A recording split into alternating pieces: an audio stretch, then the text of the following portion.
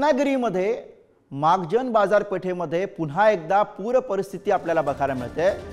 गड नदीचं पाणी बाजारपेठेमध्ये शिरलेलं आहे। गड नदीमधील गाळ न काढल्यामुळे मागजन बाजारपेठेला याचा फटका बसलेला आपल्याला बघायला मिळतो। ही दृश्य आहेत तिकडची रत्नागिरीमध्ये मागजन बाजारपेठेमध्ये पुन्हा एकदा आपल्याला पूरस्थिती बघायला मिळते।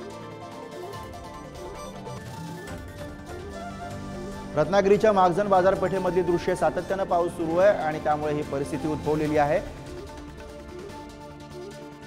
मागजन बाजारपेठेमध्ये पुन्हा एकदा पाणी शिरलेलं आहे।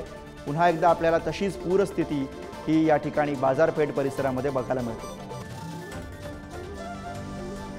हे दृश्य आपण बघतोय बाजारपेठेमधल्या अनेक दुकानांमध्ये पाणी शिरलेलं आहे। त्यामुळे अर्थातच व्यापाऱ्यांचं मोठ्या प्रमाणामध्ये नुकसान आपल्याला या बाजारपेठेमध्ये बघायला मिळतंय। गड नदीचं पाणी हे बाजारपेठेमध्ये शिरलं आणि त्यानंतरची ही परिस्थिती आपल्या समोर। आणि याच विषयी आपण ताजे अपडेट्स घेऊयात। प्रतिनिधी समीर जाधव सध्या आपल्या सोबत आहे। समीर, तुमच्या माध्यमातून आलेली दृश्य आपण प्रेक्षकांपर्यंत पोहोचवतोय। मोठ्या प्रमाणावरती बाजारपेठेमध्ये पाणी दिसतंय, सध्याची काय स्थिती आहे?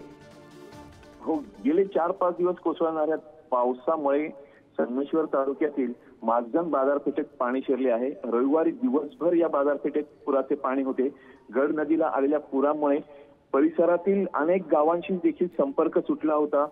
संगमेश्वर तालुक्यातील कासे असेल, पेढांबे असेल, नारडुवे, हसावे, कळंबुशे, शिरंबे आदी गावांचा संपर्क सुटला होता। गेले अनेक दिवस या ठिकाणी गड नदीच्या पाण्याची पातळी वाढतीये। यामुळे येथील बाजारपेठ 2-3 वेळा पाण्याखाली गेली होती। आता पुन्हा रविवारी पूर्ण दिवस ही बाजारपेठ पाण्याखाली होती।